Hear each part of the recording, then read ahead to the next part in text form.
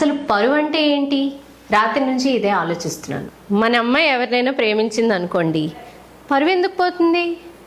ఆ అమ్మాయి జీవితం బాగుండకపోతే మనం బాధపడతాం. అసలు పక్క వాళ్ళు ఏమనుకుంటారు, అమ్మో ఇంకొక క్యాస్ట్ అబ్బాయిని ప్రేమించింది, మన పరువు ఏమైపోవాలి? పరువు అంటే మన అమ్మాయి భర్తతో చాలా ఇబ్బందులు పడుతోంది, అత్తింట్లో చాలా ఇబ్బందులు పడుతోంది, కానీ నువ్వు అక్కడే ఉండమ్మా, పుట్టింటికి వస్తే పరువు పోతుంది అంటారు. ఎందుకని? కానీ మన అమ్మాయి బాధపడుతూ వేరే ఇంట్లో చచ్చిపోతున్నా సరే అక్కడే ఉంటే మన పరువు నిలబడిపోతుందా? మన పరువు ఎప్పుడు పోతుందంటే, మనం ఎవరినైనా కొడితే, తిడితే, దొంగతనం చేస్తే, మనం జీవితాంతం సంపాదించుకున్న మనకంటూ ఒక ఉనికిని ఏర్పరచుకుంటాం చూసారా, అది పోతుంది. అంతేకాని పక్కవాడికి హాని చేయలేనప్పుడు మనం బాధపడుతూ కూడా ఆ బాధలోనే ఉండడం పరువుని నిలబెట్టుకోవడం మాత్రం కాదు.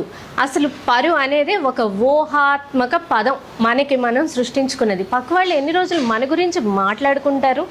మహా అయితే ఒక రోజు, 2 రోజులు, 3 రోజులు, 4 రోజులు, 5వ రోజు వాళ్ళకంటూ ఏమీ పనులు ఉండవా?